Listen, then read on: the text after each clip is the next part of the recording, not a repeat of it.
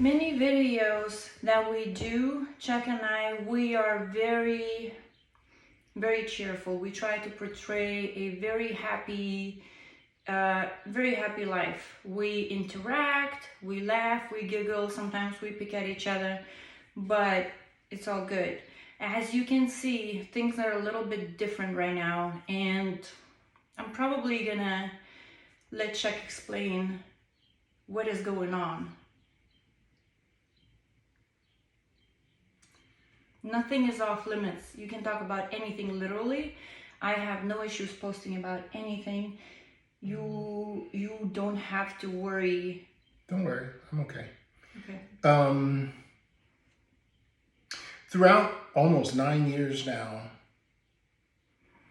when we first met, I was totally unaware of, what addiction was. Only seeing movies of, people laying in the corner, withdrawals, or putting them in a padded room so they couldn't hurt themselves. I tried to be very patient. I went around to a bunch of clinics with her to try to understand, and I really found it intriguing with this addiction. And, to see that she was so intelligent so far as writing skills and things like that, really impressed me. And that was something that really gave me a tremendous relief, in actually the things that I do in my business. So she came into the business, adding something. Things started to become very prevalent when it was time for her to express herself or explain herself. I listened to her speak to her son. I listened to her speak to other people, and it automatically went from 0 to 1,000. And for a while, I thought, well, maybe, after the drugs and stuff like that, it will go down. But it rears itself up in the past in unexpected situations. But you know when these situations always arise? I don't. Okay. So this certain situation and the last one before, when we were at...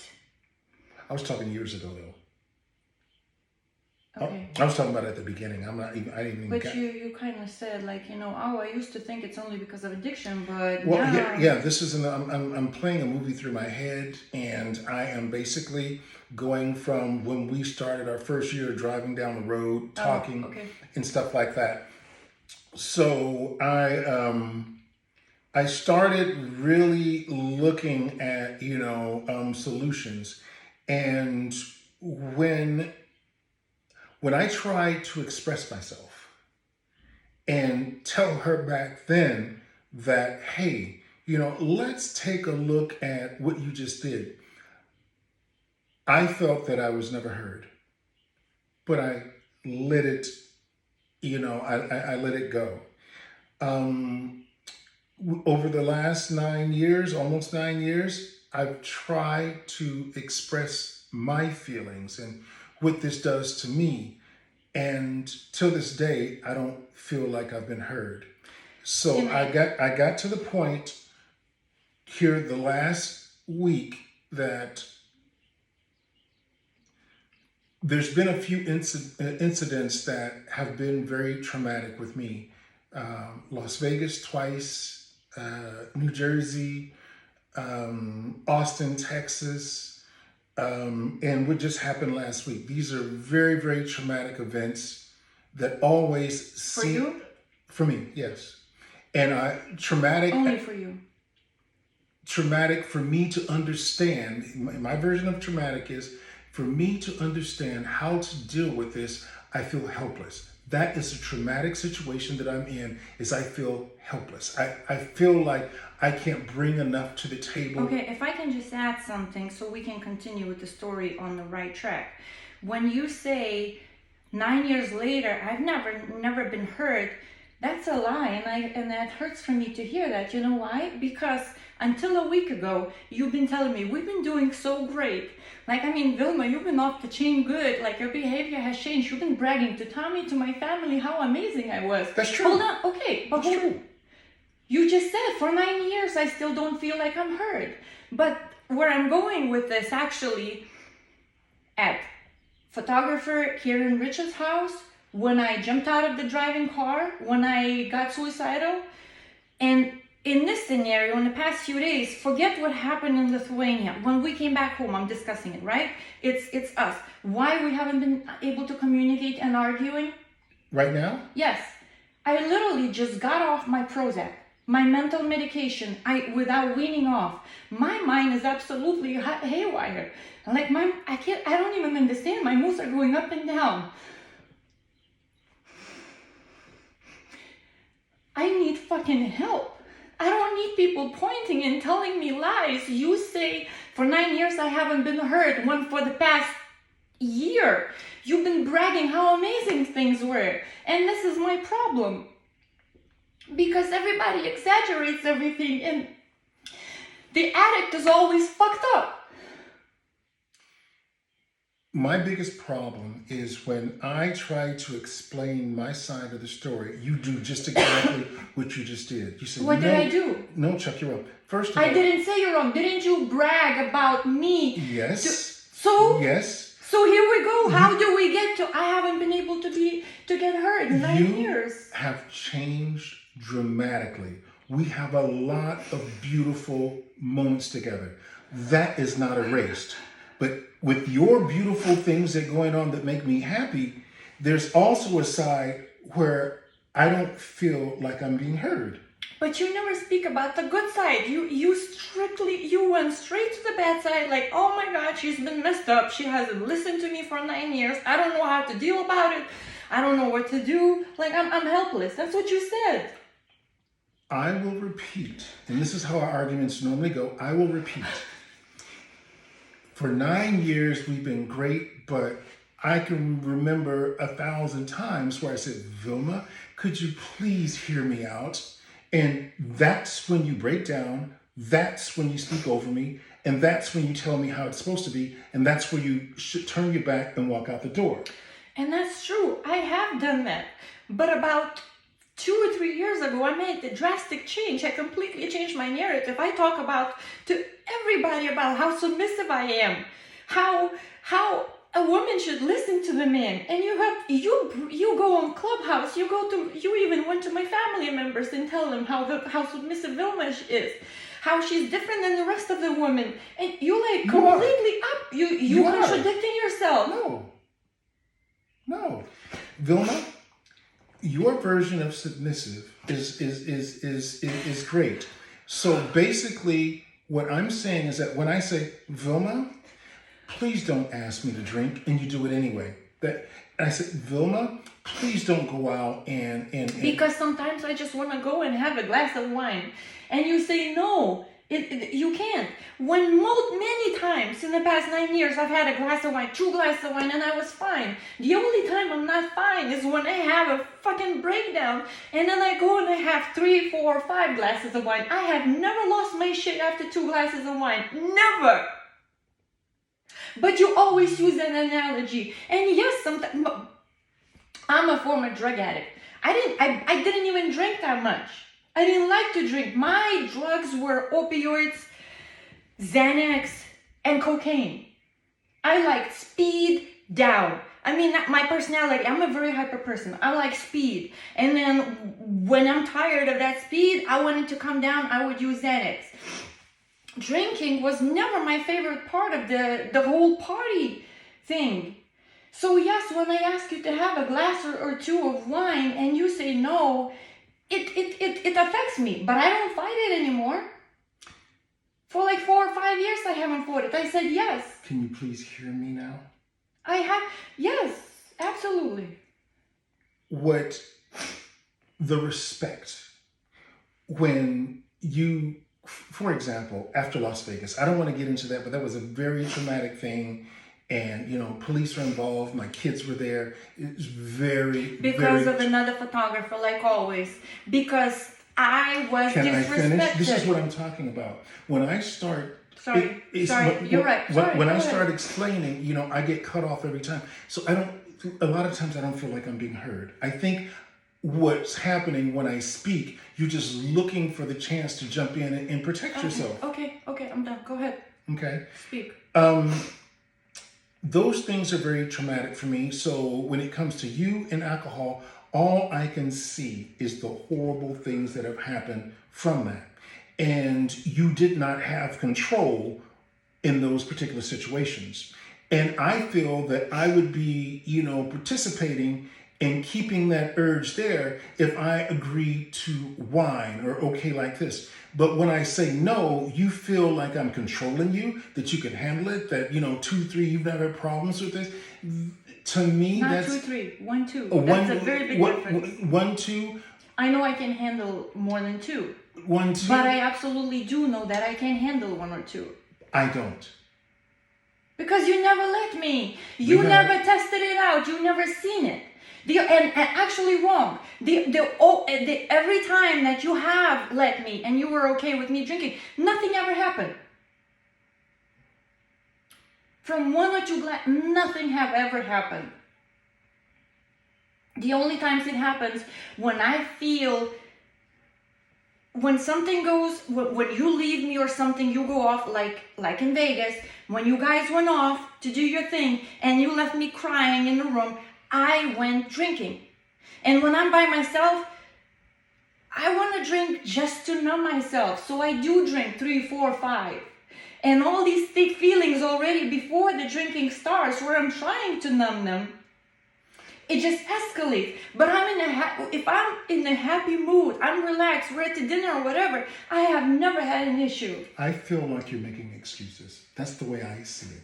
I think you're trying to minimize the situation. So you're trying to convince me that it's okay to have 1 or 2. That's not what I'm trying to convince you. I'm trying to convince you that I've never had a crazy episode after drinking 1 or 2. That's all I'm saying. It's not 1 or 2. It's even if it's 1, it's just, and I've told you this a million times. It's because your dad was a drunk and beat your mother. You always tell me. It's because your ex would drink, would laugh with her girlfriends and would laugh at you. And call you the boss of your basement. That's why. You told me many times. So now you're telling me what to think. That's not what I'm saying. You are. See how you twisted it? That's narcissistic. I didn't tell you how to think.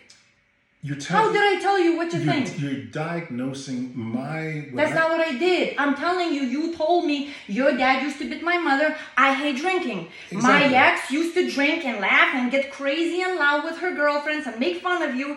And that's why you hate drinking. And you drink and jump out on the highway talking about killing yourself. I wasn't drinking. I was off Prozac when I jumped off the car at the Karen's house. There was no alcohol. I'm not talking about with Jay. Jay what? Jay Wills in New York. I went out with Bridget. Yes, we did shots and beer and everything that we could. After Melena's house. Yes. You want to talk about what happened at Melena's house?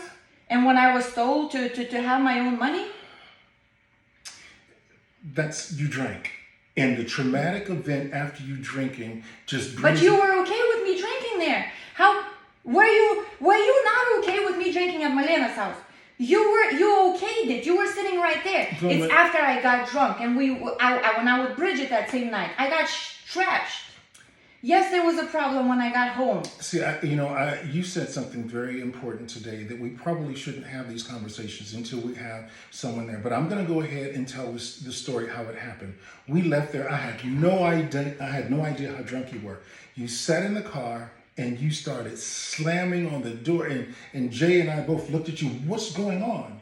You wanted I had another nervous breakdown. No, you were drunk. I had a nervous breakdown. That's why it had nothing to do with alcohol?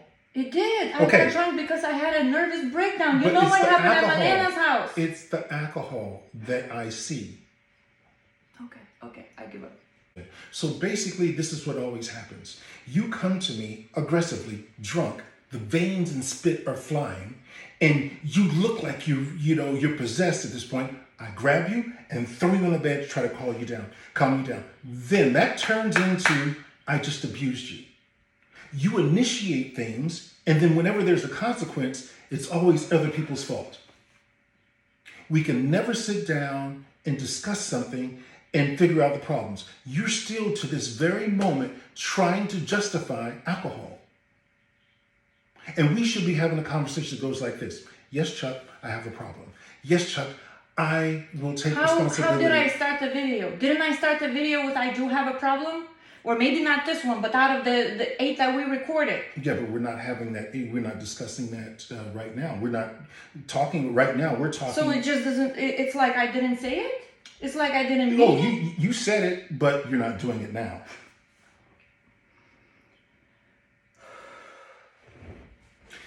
This is where we get. And before you say anything, I actually wrote it down.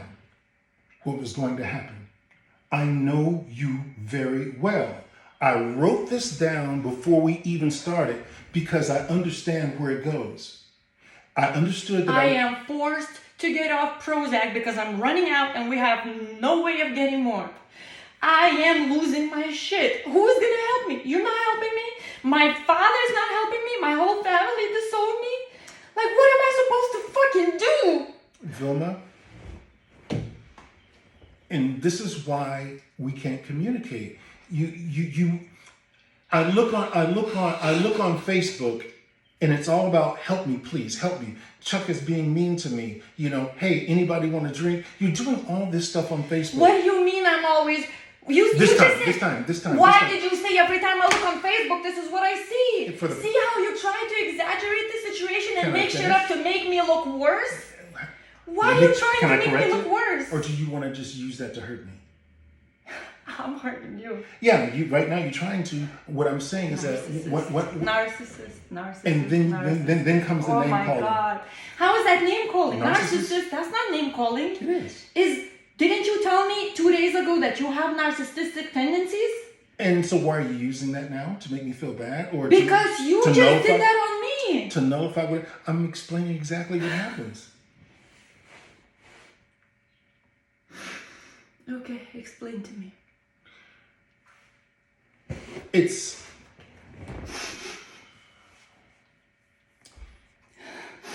what I meant to say was that when I looked on Facebook after